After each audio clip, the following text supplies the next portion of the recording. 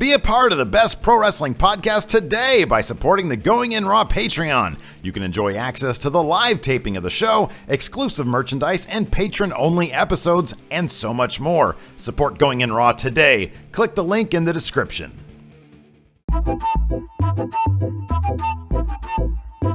Hey, friendo, Steve here. And Larson. Welcome back to Matt Chat. It's your Sunday dose of delicious debate, questions, answers, questions from patrons at the $20 mark. Whoa, it's a wonderful $20 Patreon mark that we got, wonderful. Larson. Not only do you get to submit your questions here to Matt Chat in video form, we've got a great batch of friendo questions today, but you also get the friendo care package. You get a poster. Today I had somebody sent us on Twitter the Mecha Santa poster. But on the other side, if you want top-notch super best, that's of course, best from Fun Wrestling and W Steve W, you get a postcard at $20, a couple stickers. You can see them here, Steve and Larson stickers. And then also a comic book, a new Steve and Larson adventure that can only happen in the pages of a comic book. Yes, hey, that's my line. Or a very, very expensive, high-budget movie. We're talking like $400 million. Oh, just the most money. At least. The most money. Anyways. So, yes, that is a $20 Patreon mark. Patreon.com/Stephen Larson. Not only is it a great way to support Going In Raw. Yes. We really do. You know, the show runs thanks to those patrons that we have out there, because you never know what YouTube's going to do. Yeah. You never know what YouTube's going to do. This time last year, everything was great with YouTube. Then we got to WrestleMania season. But we still had that Patreon money coming in. I know. And that's how we're still here today and not working at Starbucks or Target. Correct. Or both. Or both, yes. So anyways, but we also have a wealth of other reward tiers over there on the Patreon. And then we're also at ProWrestlingTees.com/Going In Raw. A bunch of great shirts over there. Check them out. Yes, please. Get started today You're down with with glasses, I hope. Thank you. No, didn't say. That's what happens when you talk about the glasses. They go back on. Christian! Our friendo Christian, who appears to be in a high school gymnasium of some sort. Let's see what Christian has to say. Hey, friendos, it's me, the Hall of Famer Christian, here with a Matt Chat question for you. I know you guys love them. I love them too. Factions. There's a lot of factions that are coming up right now. We have Balor Club. We have Sanity. We have Riot Squad. We have Absolution. We have the Undisputed Era with Adam Cole, baby! All I'm asking you is, who has top faction in wrestling? Who is top faction? You may even power rank if you need to. Too sweet, firm handshake. Thank you, guys. Thank you, Christian! Christian's faction, of course, is high school gym team of some sort. I don't know. The Dodgeballers. All right. Are you going to answer his question? Big Dodgeballer brand. Anyways, yeah, it's Bullet Club. Are you kidding me? Look, man, right now Bullet Club has what titles do they have right now? They have the never openweight 6-man tag titles. Is that the Elite? No. Who holds those? It's Bad Luck Fale, Oh, it's the other guys. And Tongaloa. Okay. They have any other gold? I think they have the 6-man title still in Ring of Honor. Okay. The Hung Bucks. You know what? None of that matters. Gold doesn't matter. You know what matters? Money. That's what makes a faction money. And my God, they have so much of it. September 1st, All In. They're going to be bankrolling their own show. It's kind of like the Bullet Club version of NWO Sold Out. That's how I think of All In, right? It's going to be that great. Well, hopefully it's way better than that. They're bankrolling their own 10,000, 11, almost 12,000 venue arena for All In. Their merch is everywhere. Dude, you can go to any wrestling show, WWE, NXT, Ring of Honor, New Japan, Progress, anywhere, and it's just littered with Bullet Club. Bullet Club is, as we like to say, real because they're everywhere. They transcend wrestling into crossover pop culture. That's what they are. Someone just rang your doorbell. Somebody just rang my doorbell. Let's see if they're going to go away or they're just going to linger. Anyways, that's Bullet Club. They transcend everything. Bullet Club's not doing too well right now. There's a lot of... What did I just say? They're an Hot Topic. They're booking their own venue. Kayfabe, they're not doing too well right now. You got all sorts of problems between Kenny Omega, Cody Rhodes, Kenny Omega, Young Bucks. Kenny Omega, the most popular member, probably of Bullet Club, seems to have been kicked out of the faction. Whoa. The faction itself is in disarray. Okay. Doesn't really have a leader. You have Cody saying he's leader. Tama Tonga saying maybe, I want to be leader. A lot of dissension in the ranks. You know what faction doesn't have any dissension? Chaos. You know what faction has exactly half the gold in New Japan? Chaos. They're stable, they're decorated, and they are led by the most dominant champion in wrestling today, Kazuchika Okada. Chaos, co-founded by Shinsuke Nakamura and Yano. I mean, instantly that vaults them to near the top of any best faction list. Chaos is the correct answer. Top faction all wrestling. Let's look at the list of champions that are currently under their umbrella, shall we? As I mentioned, Kazuchika Okada, IWGP World Heavyweight Champion. Held that title for more than 620 days, and he's still going. Next, you got Jay White. Switchblade. Rising star, Switchblade, who defeated Kenny Omega, former Bullet Club member, for the U.S. title about a month ago. You have Hiroki Goto, the never openweight champion. Yeah, nobody really He's cares held about that title since Wrestle Kingdom. And then you got Will Ospreay, he's the the junior best. heavyweight champion, who also won the belt at Wrestle Kingdom. He just had a match against Okada. From what I read, sounds great. Can't wait to check it out. Like the top tier talents in Chaos are some of the best wrestlers in the entire world. Chaos is the correct answer. Best faction in all of wrestling. Chaos is barely even a faction, though. Well, it's because they're so large. Yeah, I know they're large. They don't even wear the same gear. There's nothing thematic about them. I just kind of feel like they're just New Japan. They're not really a faction. But they are. They're just no. But how do you really define a faction? Because when there's 8-man tag matches, one team is usually all Chaos members. Yeah. Am I right? Yeah, I guess. I am. They are a faction. They're not top faction though. They have a cool logo. Not as cool as Bullet Club. I'll No, get you not that. even. They don't even have a logo. It's just the word chaos in like some random punk font that you can find on. That's a logo. On downloadfreefonts101.com. I don't care if it was an Arial. If it's the word chaos in a font, that's a logo. Barely a logo. If they use it to brand the faction, Not really. which they do. Yeah, they don't dominate merchandise sale like Bullet Club. I give you that. They don't have anything. They don't have their chaos shirt. I wish they did. I'd buy one. I kind of feel. I'll be honest with you. I kind of feel like that is the definition of a faction. Do you have your own thematic shirt that everybody wears? No, then you're not a faction. NWO, Bullet Club, DX, even Undisputed Era has their own shirt. Hold on. Balor Club. Right to Censor never had their own shirt. I know, but they were like an anti-faction. I think on Pro Wrestling Tees, Chaos does have a shirt. But come on. They do. Nobody wears it. Well, that's not People the point. have to wear it. I'm sure someone wears it. Well, here's the thing, though. In Chaos, all the wrestlers are so awesome. They all have their own shirts, and they want to spike their own merchandise sales. It's Bullet Club. No, it's Chaos, man. Kayfabe is Chaos. That you can't argue. Look at that. Chaos shirt. No, that's not. Nobody wears that, man. That's a cool looking shirt, though. I know. On the back, it's got the silhouette of all the members. Yeah, but it's like, I know, but there's so many people come and go. Anyways, moving on. I win. Bullet Club. No, Chaos. Next, our good friend Othair Thabata has a question. I like this question, too. Yeah, me too. I used to think Thair was a weirdo, but then he started sending in videos to Matt Chat, and I'm like, oh, wow, this guy actually sends in some really good questions. He sends in great questions. He sends in great questions. He seems like a normal guy. I thought he was a weirdo. He'd always bug me about his various creative characters. And I'd be like, man, let it go. But I love Thair now. Yes, Thair's great. He's great. Thair is great. He's fantastic. Let's see what he has to say. Thair has to say. Hey guys, I'm back with another Matt Chat question. My question is revolving around underdogs, and more specifically, who had the better underdog story? Was it Daniel Bryan, who ascended to the main event of WrestleMania due purely on fan support, or when nobody thought he would because of how he looked and because of his size and all of that kind of stuff, even though everybody knew he had the ability?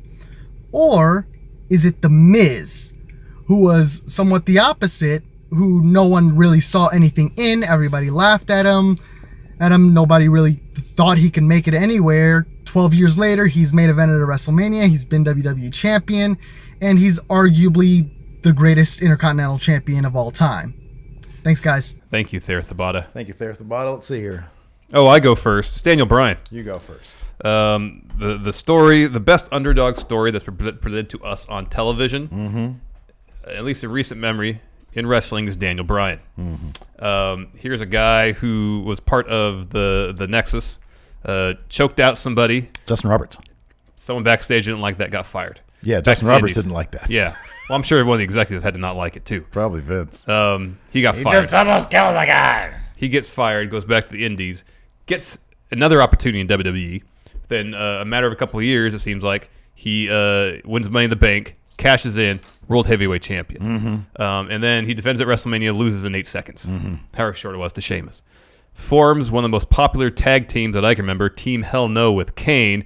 They get over incredibly because of first the yes chance, then the no chance. Okay. They eventually drop those titles, break up. And then Daniel Bryan goes back out as a singles wrestler. The crowd is behind him 100%.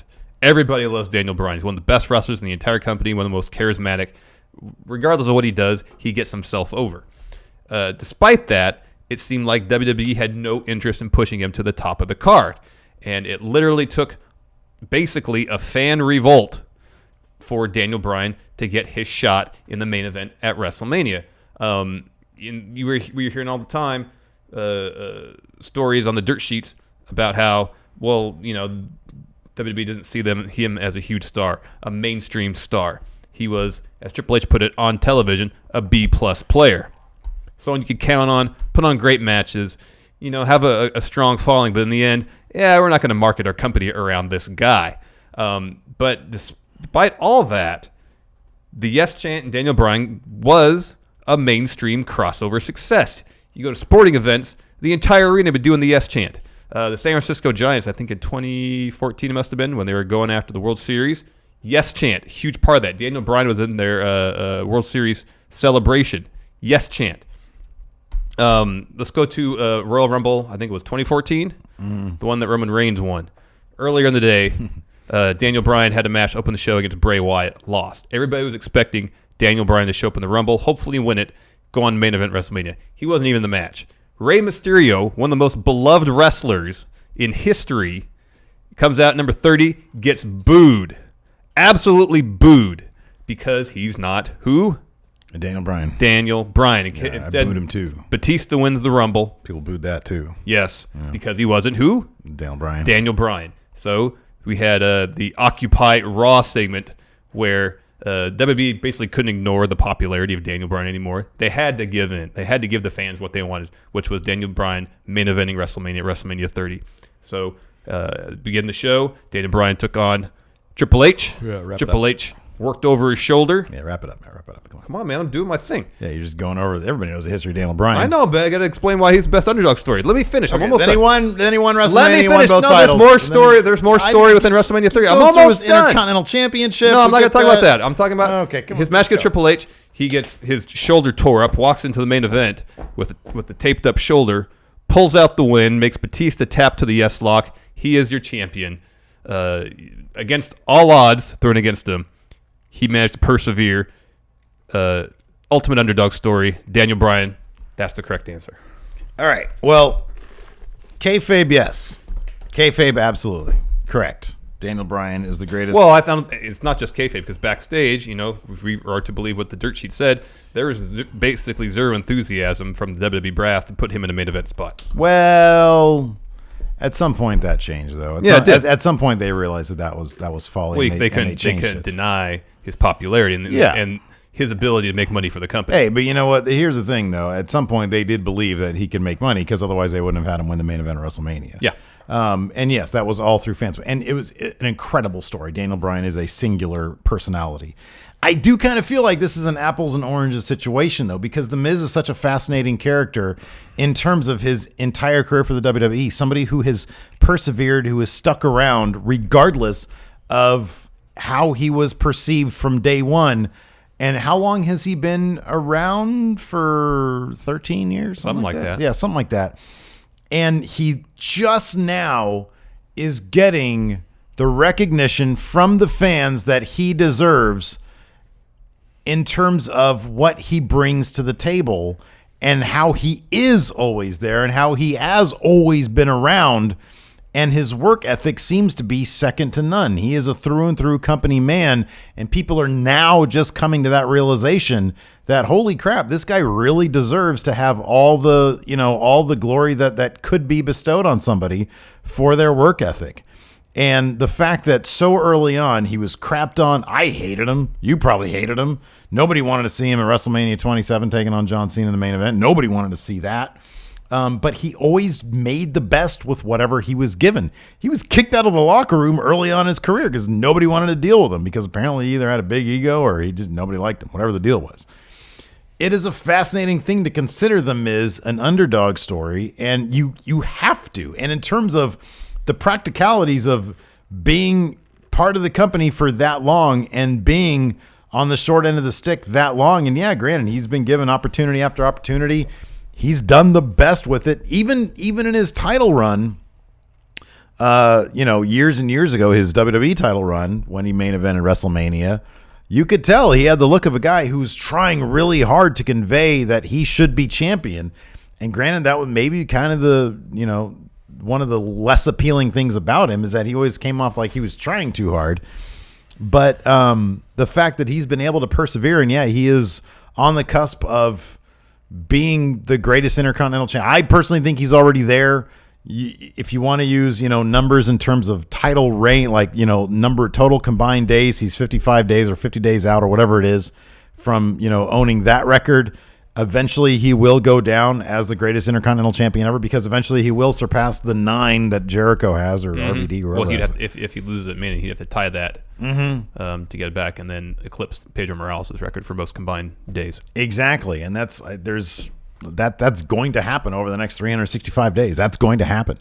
So I don't know. I do think that it's apples and oranges, because in the Miz's case, there's no way you can claim that kayfabe is the best underdog story. I do think that it's Daniel Bryan. However, if you look at the width and breadth of the Miz's career, what he's been through and what he's gone through to get to the point where he is now, only in like 2017 did he really see. I think it was WrestleMania last year when the crowd, when given this choice between John Cena, who has been pushed to the moon with a big old jet engine on his back, versus the Miz, who, that storyline was so great when you have Miz and Maurice, and it was the first time we coined the phrase, or we started talking about the heel who makes a good point. Yeah.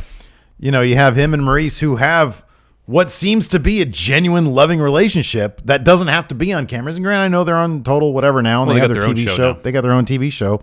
But like, it didn't start that way, Theirs was a genuine one, and then you've got Nikki and John Cena over here, seemingly doing everything for the cameras. Yeah, including their proposal moment right there at WrestleMania. The most prefabricated relationship you could possibly think of. And granted, it might be a very loving, great, genuine relationship, but you wouldn't know it from just seeing the fact that everything they do is on TV. Yeah. It's hard not to consider Miz's career that of an underdog. So, I think they're both worthy subjects for greatest underdog. Yeah, agreed. Next up from, I'm so happy to see you're healthy, Adam Mayhem. Let's see what Adam Mayhem has to say. Buenas tardes, friend of the universe. Bienvenidos to another edition of Chit Chat with the Champ. Now with my voice back. Yep, I'm back. Anyway, guys, gonna try to keep this simple. So, with all this stuff about the women's championship matches at WrestleMania, I want you guys to debate something. What is better? Which match is better as a whole? For the match itself and for the championships and everything. ASUKA going to SmackDown and challenging Charlotte, meaning on Raw would be Alexa versus Nia, or Asuka staying in Raw facing Alexa, and then having Charlotte face, more than likely, Becky Lynch. Alright, guys? Debate that. And Steve, don't tell me that I cannot get sick. Okay? You're not my real dad. Doesn't matter what my mom says, you're not my real dad. So, don't tell me what to do. Thank you, Adam Mayhem. Thank you, son.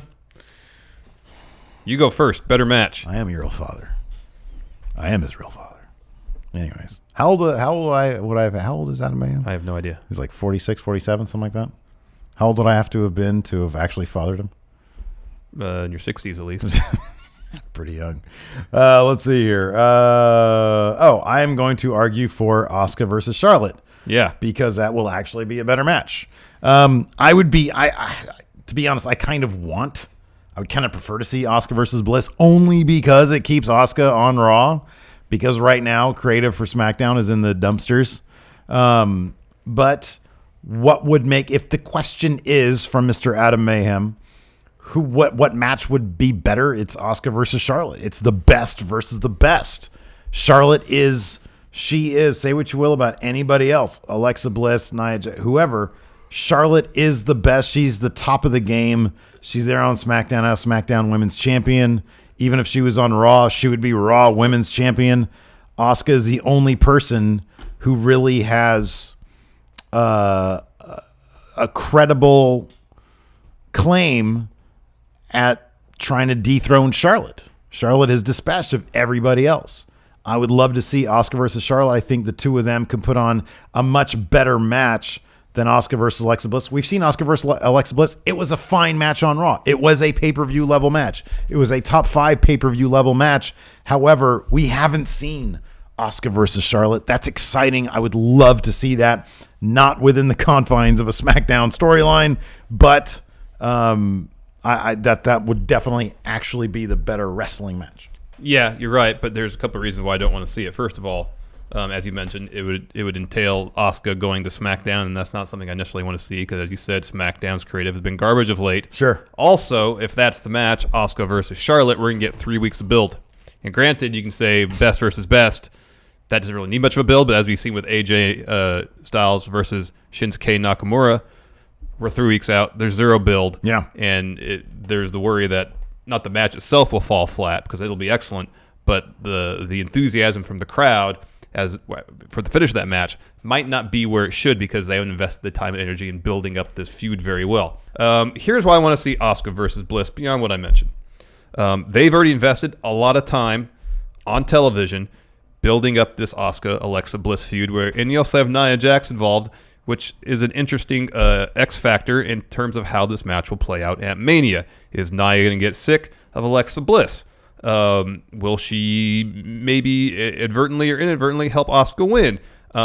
Will we get a Bliss-Nia Jax feud after this? Something that we've been wanting to see for a long time. I think there's a lot more intrigue in terms of the narrative surrounding Asuka versus Bliss, even though she's already beat her once on Raw, than there would be with 3 weeks to build Asuka versus Charlotte. Also, if you keep Asuka on Raw, that gives us Charlotte versus Becky Lynch potentially for the SmackDown Women's title, which would also be a phenomenal match. Not to say that Nia Jax versus Bliss for the women's title, Raw Women's title at Mania wouldn't be great. It would be great. As you mentioned, like any scenario that plays out is going to be good for us because we're going to get some good wrestling and some good stories. I think. Yeah. Nonetheless, by they I mean WWE Creative seems intent on keeping Asuka on Raw, which may not be the best idea if there's going to be a large spotlight on Ronda Rousey. We'll see. We'll see how it plays out. Depends how long Rousey's involved in the Stephanie McMahon story and kept away from the title scene for now. Nonetheless, keep Asuka on Raw. It's the A show. She's a top talent. Keep her on Raw. Better spotlight, better creative. She'll have a great match against Alexa Bliss. I'm not worried about that at all. Have her win the Raw Women's title at Mania. It'll be great. I agree with you. But the better match would be Asuka versus Charlotte. It would be. But yeah, you need the build. You need the else, drama. You need the tension. Everything else is better if she stays on Raw, though. What was the rumor that they already want Asuka, Charlotte, Rousey at for 35? The main event for 35. Wow, that'd be something else. Have Rousey going over the Charlotte and Asuka in one match. Next up, I know. Next up, we have our good friend AO Worm. He's got an interesting question here that we actually took us a little time to come up with answers for. Yeah. Let's see what he has to say. Everybody, what's going on? AO Worm here, back with another Matt Chat debate. So, Cena's record right now, Mania, stands at 11-3. And right now at WrestleMania, it looks like he's not going to have an opponent due to Rey Mysterio's injury. And we don't know if Undertaker will come back. So, my question is, do you guys think that Cena will have an open challenge at Mania? If so, who will it be? And will he win or lose to his mystery opponent?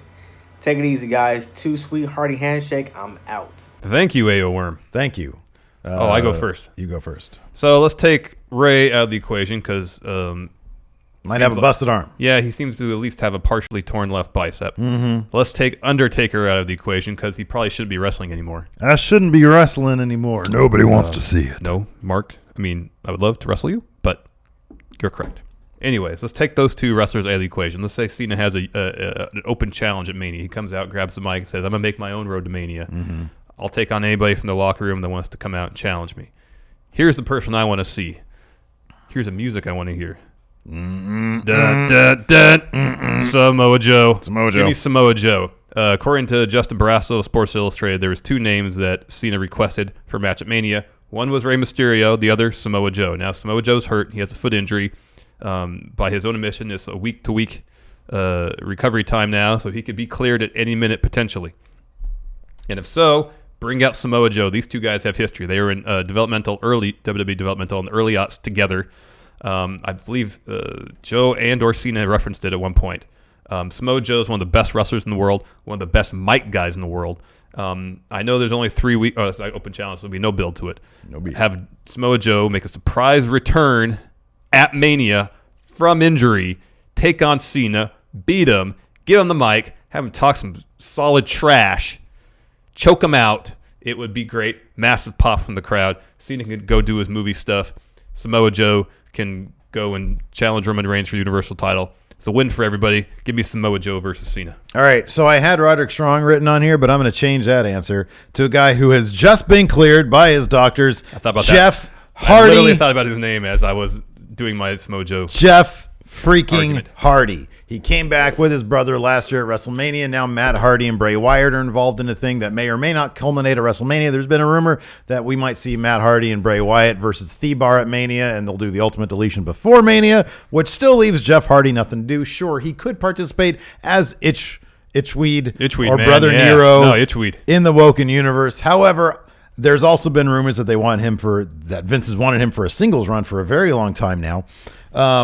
And so I would love to see John Cena issue his open challenge at Mania. You hear the doom, doom, doom, doom, doom. He gets to keep the Hardy music, the extreme Hardy music. He comes out. Crowd goes insane because everybody loves Jeff Hardy. Yeah. Him and John Cena put on a fantastic match.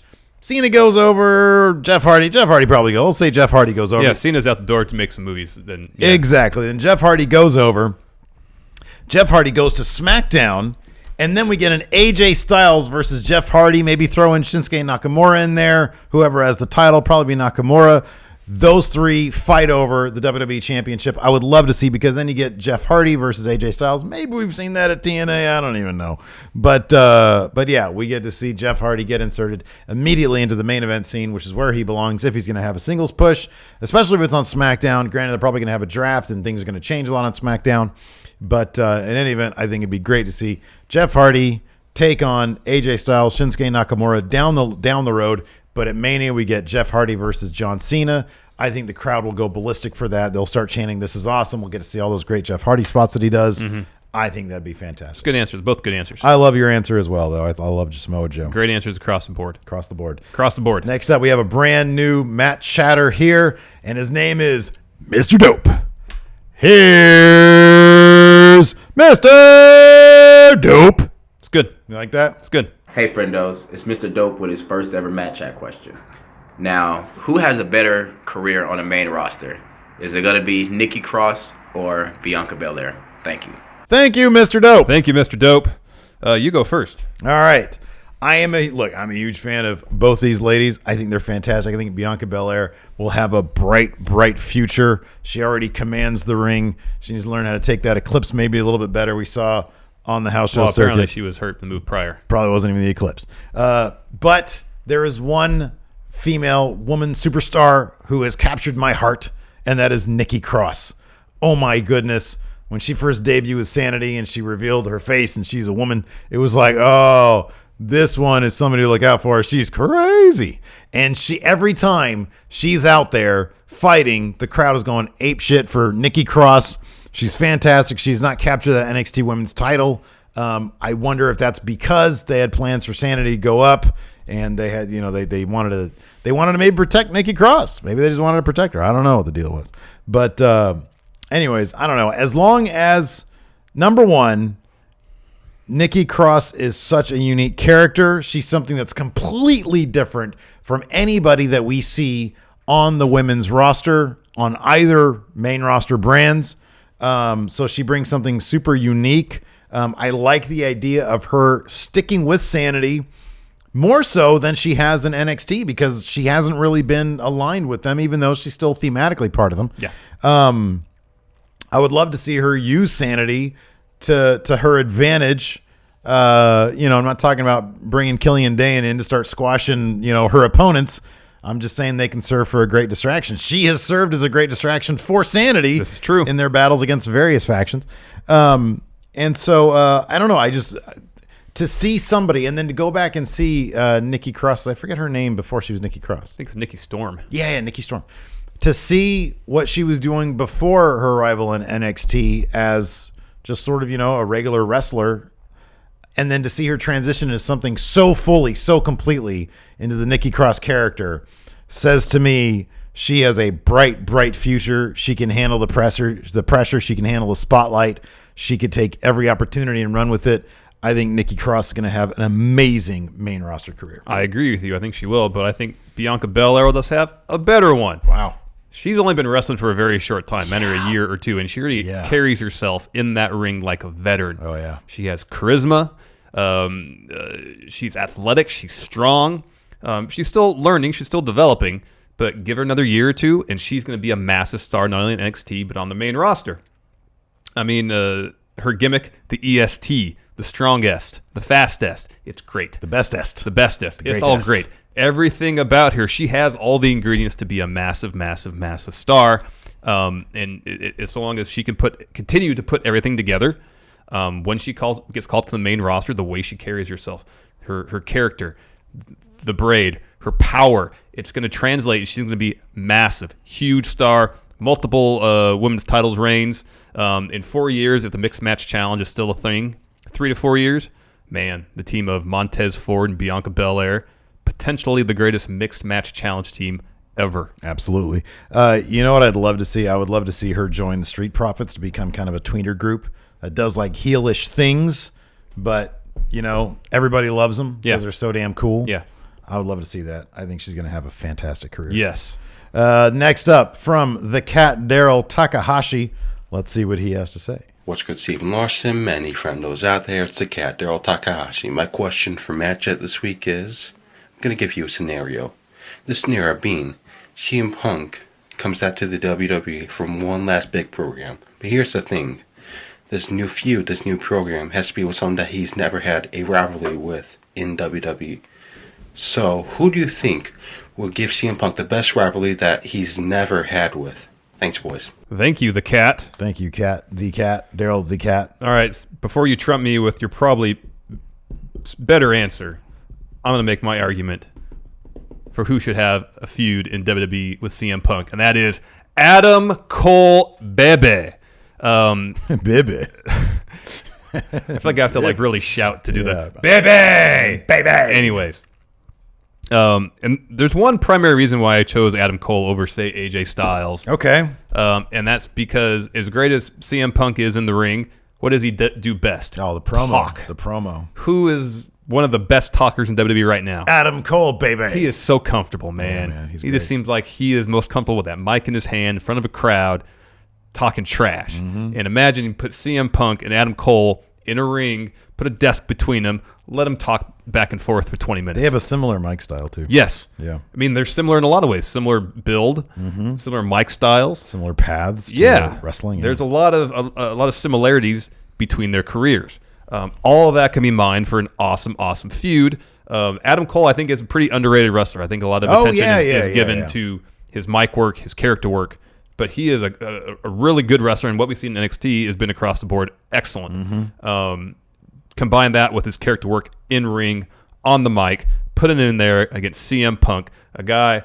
I'm sure Punk would be more than happy to put a wrestler of the caliber of Adam Cole over. Not necessarily just to straight up lose to him, but to help him vault to the main event. Yep.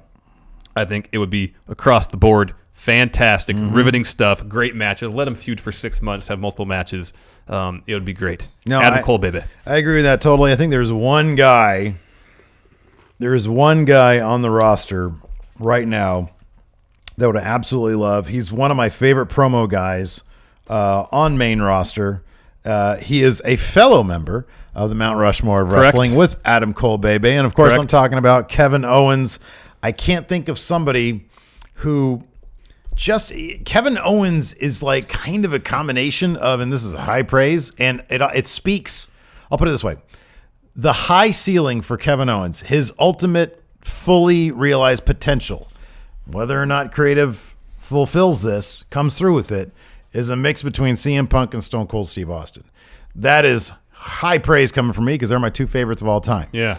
I would absolutely love to see, again, CM Punk and Kevin Owens, the personalities clash. That's what I want to see. Especially given their history. And given their history, exactly. And you throw Adam Cole, baby, in there and all their history together. Yeah, man. Would be great. No, I would love to. I think Kevin Owens, and on top of that, Kevin Owens is one of the premier wrestlers in the company. To see the kind of match that he could put on with CM Punk, again, assuming creative doesn't mess it up like they did with AJ Styles versus Kevin Owens, which could have been feud of the year. Yeah, I can't. That still boggles my mind that he couldn't get that right. Just let those two guys get in the ring, wrestle a 5-star match. It shouldn't be that hard. How Instead, much of they use that feud to further an Owens-Shane McMahon feud. It boggles my mind. The top-level talent that SmackDown has that has been bungled via creative in the past 6 months has been pretty much been all their main eventers. It writes itself to a degree. It really does. It really does. And yet they can't get it right. Hey, go out there and put on the best match you can. SmackDown is really lucky. They have some top flight talents. Yeah. Owens, you work heel. AJ, you work face. Go out there and put on the great match. Yeah. That's all you have to do. That's literally all you have to do. You guys have 22 minutes. Heel, face, work a great match. It should be that simple. Yeah. You can have like the perfect seed of an idea is something along the lines of, AJ, you came in here, you're treated like the golden boy, and I keep on getting shifted from brand to brand. I keep on getting screwed over opportunity after opportunity, and then I want what's yours, that title. So then the fight over it. That's it. That's all you have to do. That's all you really need. Not the Shane McMahon stuff. He's coming down. You guys need it.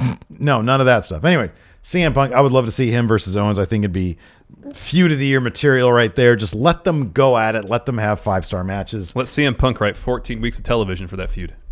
Put Kevin Owens and CM Punk in a room together and have them right, because I guarantee, we've said this before, when Kevin Owens is at his best, it always kind of feels like it's Kevin Owens behind it. I know, and we always hear or have heard stories from CM Punk's documentary that when he doesn't feel like his creative is up to snuff or they have nothing for him, he'll go home, get out the typewriter, write up some ideas for himself. Put those two in a room together and have them do that. Yep.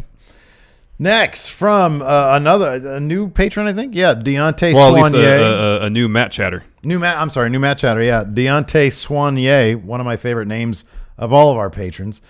He's got a great question here. Hey, friendos out there. Hey, Stephen Larson. Deontay Soignier here with his first Matt Chat question. I love over-the-top characters just as much as anyone in professional wrestling. I love when people really get into their craft and go that extra mile or dial it up to 11, as most people would say. Who are you guys' favorite over-the-top professional wrestlers? Like, they just go all out in everything they do. Promo work, in-ring ability. My personal favorite is the villain Marty Scurll, because every time he does something, it's believable, and you're like, that guy's crazy. Thank you, friendos, and remember, always be a mark for yourself. Have a very good day. Thank you, Deontay. Thank you, Deontay, and too sweet. I'll go first. Yeah, you go first. Okay. So is he one of my favorites? Maybe not, because I wasn't really watching all that much at the time. But one of my, like, when I look back on him and you really think about it, how do you not love the Boogeyman for being one of the most into their, you have to, the amount of respect I have for a guy that has worms in his mouth. Yeah. For one thing, and has the face paint, the get up, and he started wrestling when he was like 40. He started at like a super old age. For him to start out at that old age and then get to the WWE, just go all in on this Boogeyman character, and then from time to time he'll still show up in cameos and other nostalgia stuff, and he still looks the same. Yeah, he looks the exact same. He looks the exact same. He's got the worms and everything. All in on his character. I have to say, the Boogeyman. Was he one of my favorites? I really wasn't watching the time. I thought he was kind of creepy, but that was kind of the point of his character. Yeah. I wonder if that character would fly today. I have no idea, but I was always fascinated by him. I was like, oh my God, this guy is like, this really freaks me out. Yeah. Like there is no guy behind the mask there. He's fully just the Boogeyman. Yeah. He is the Boogeyman. He is the Boogeyman. So anyways, that's my answer. That's what I thought. That's a good answer. Yeah, I didn't want to say the Warrior because Warrior's kind of a creep in real life. Yeah. But he was also really into his character. He was too, but in a weird way. We're talking about all-time favorite of the top characters, yeah, it's the gentleman on Deontay's shirt, the Macho Man, Randy Savage. Oh yeah, listen up, oh yeah, the cream of the crop. Macho Man was best. Mid '80s, probably the best wrestler in the WWE roster. One of the best promo guys. Oh man, completely all-time invested in his character guy, at all times. It felt like whenever he dropped a promo, there was no script. Just stream of consciousness where it popped out of his mouth. He was like an alien. He was man. above human of some sort. Yeah. Ooh, yeah. There's a character work, the in-ring work across the board, over the top and phenomenal. Today, I'm going to go with Hiromu Takahashi, the ticking time bomb. Great answer. Over the top character. He's got Daryl with him. Mm-hmm. He seems a bit unstable, to put it mildly. His contract signing press conference with Will Ospreay. Watch that. Off the hook. It is incredible. Great, yeah. The way he inhabits that character, it seems like all the time. Yeah. The way he projects it, and he's off kilter and a little weird, but still really charming. Yeah, I know. He's endlessly charming. Yeah. And maybe he's almost childlike. Yeah. Yeah. But he's got a little cat. He's got Daryl with him. Yeah. He's great in the ring. He takes incredible risks. Yeah. He does stuff that I can't believe he'll do, like that top rope senton to the outside. Mm-hmm. I mean, he's going to jack himself up someday doing that. Yeah. But he's a great wrestler, great character work, awesome. This is the thing that I love about Taking Time Bomb, and it's kind of what I appreciate about not being in Japan, always having the product like in front of me, is I'll always see like weird either GIFs or pictures of various things that he's doing, and it's so out of context. There's like layouts that look like they're pinup layout, like cheesecake pinup lay or beefcake pinup layups of him going like stuff like that, where he's like he's always got his tongue out, yeah, and it's all like super sexual stuff. And then, but then there'll be like, and then there's like like gifs of his contract signing with Ospreay, where there's that was great. There's like chicken involved or something. Yeah. It was so good. It's so weird, but it's so great. And Ospreay is like the most sort of normal dude there is. He's like the straight guy, Yeah. And so like him playing to the ticking time bomb is hilarious. Oh, it really is. It's great stuff. And then he's got like Daryl, and then he's like mourning Daryl when Fale killed him. Yep. And then Daryl comes back. He's so crazy, but it's like you said, it's very charming. Then his interplay with Naito, who just likes to terrorize him apparently, but in kind of a big brother way. He just teases him. Yeah. And we got one last Matt Chat crust. Had a costume change for this episode of Matt Chat. Production values. It's just confusing. We need a script supervisor, Larson. We need a continuity person. We do. Yeah. Can't have us changing outfits between every question. It's not like it's the next day or anything. Anyways, we forgot about. We missed one. Here's Bobby Mincy with a question. Hey, friendos. Bobby Mincy here with another Matt Chat question. Steven Larson, I say one of the worst things right now about WWE is the commentary, and we always talk about it and everything else. Aside from Corey Graves, personally, I just don't like any of them. They're bland, tasteless. I'm not saying that they're bad, though. They're just not what I like, and it makes me look back at some of the commentators that we've had over the span of WWE and how good some of them were. And I want you guys to pick two commentators and pit them together for our new Raw and SmackDown. And I don't want you guys to cheat and go, JR and the King. I want you guys to pick two guys who are either rarely ever together, never got together, or only there for a short time, and have them together. Me personally, I would love a team of Taz and Corey Graves together. Too sweet, firm handshake, yada yada. See you guys. Thank you, Bobby Mincy. Thank you, Bobby Mincy. Let's see here. It was a long time ago since the rest of the show. I forget who goes first. So just go ahead, Steve. Okay. I don't think you can beat this. I put together the perfect dream team for Steve. Okay? Who wouldn't want this dream team? A three-man announce booth. Okay. Joey Styles. Yeah, that's good. Sacagawea. Yeah. Right? He's going to be selling the gold Sacagawea coins. Bobby the Brain Heenan, because I would love to see their interplay. I think it'd be great. Joey Styles on commentary or on play-by-play, Heenan on color, and then the third man, Booker T. Here they come. Here comes Bullet Club. That's a good team, man. Booker T. You can't call them Bullet Club. That's owned by another company. And Heenan just beside himself the whole time. Exactly. I can't do a Bobby Heenan. I can't either. I can't do Bobby Heenan. Good, but I think I have you beat. Here's my dream team. That's a good one. Gorilla Monsoon. Okay. Corey Graves. Okay. And Jesse the Body Ventura. Jesse was never with Gorilla? I think it was usually Gorilla and Heenan, right? Yeah. But I swear I thought I've heard Ventura say, well, Gorilla. It could be. They maybe might not. Teamed at times. I love this. The most well-known team is Gorilla. Yeah, and Bobby Heenan. Yeah, of course. Yeah. And then Jesse was usually with, like, Vince. Yeah, he was with Vince for a while, yeah. I don't know. Maybe he was with Gorilla, whatever. I want to include the Body in there somewhere. No, the Body's great. And the thing, it would give Corey Graves all sorts of fits. He wouldn't know which way to call things, heel or face. I know. It'd be like his time with Booker T, but turned up to 11. Oh, yeah. I like that a lot.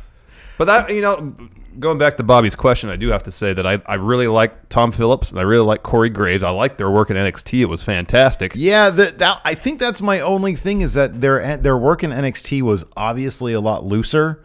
Their time in NXT, if you don't have Vince barking in your ear, that's probably going to change. That's going to help things a lot. Yeah. Although it's interesting that Corey was able to get really loose with Booker and not with Tom. Maybe because Booker, if you don't give any Fs, if Booker literally didn't really want to be there, he was just there to have fun, and because they needed him, contractually they could just stick him there. Then that's a lot different. Vince barks something in your ear, you could just sort of, okay, whatever. Yeah. But Tom Phillips, he wants that job for a long time. Yeah. I would think. Oh, Tom Mike. Anyways, I think those are great answers, and we did a great job on this final question. I think so, but yeah, Gorilla Monsoon and Jesse Ventura did a lot of commentary together, so I think my answer is disqualified. I got to think of someone else. Okay, how about this? Gorilla Monsoon, Corey Graves, and the Dream, American Dream, doth the roll. Where'd he do commentary? WCW. Okay, that's what I thought. Yeah, no, remember? Terry Funk. Oh. Dude, he was the worst. Hey, let's talk about our Mike worst. Tenay. Our worst, hold on a second. Our worst, I actually kind of like Mike Tenay. He I do had too. a weird mouth. Let's line up our, the worst? The scrub team. Mark Madden. He was terrible. He was awful. He was terrible. Eric Bischoff. He wasn't that bad. He was pretty bad. He was a good commentator. No, it's Mark Madden. You already called it Terry Funk, who was terrible at commentary. And wasn't Bruno really bad too? Oh, I don't remember. I swear I saw Bruno on one of the WCW ones. Yeah. He wasn't doing commentary. He was just doing. Yeah. He was like host. There was somebody else hosting, though. Yeah. There was somebody else. God, I don't know. It was one of those old '80s guys, like maybe Magnum or somebody, and he was just really bad. And I forget who it is. Oh well, that's on me. So I got Mark Madden, Terry Funk, and one really bad. You know what I always hated? I always hated that. So, I thought Shivani was a really good... He was a really good play-by-play guy. I just couldn't stand when he would get, a little stick up his ass. I know. Sometimes he would get a stick up his ass with Heenan. I know. And Heenan would just get... So, he wouldn't, play off Heenan. He would just sort of be annoyed with Heenan. You kind of no-sell him, be annoyed by him. Right, exactly. You want to add Zabisco to the... Yes! They're all so confused. It's the most confused and offend... Because Mark Madden, look, I can't exclusively put it on him because... it was probably front office that wanted him to be as borderline offensive as he was. But yeah, it was not. I didn't. It wasn't good. When you go back and watch it now, it's awful. Oh, that's terrible. It's real bad. Oh, and then in the field, we can have that Tool who was on the NWO Sold Out pay-per-view. I forget his name. Yeah. It was Josh something or Jason something. Yeah. And I've never seen him again. All right, that's it for the show today. Yeah, that's it for the show. Thanks so much for watching. All you patrons out there, thank you for your questions. And if you want your question here on Matt Chat, $20 a month will get it done. Till next time, we'll talk to you guys later. Bye.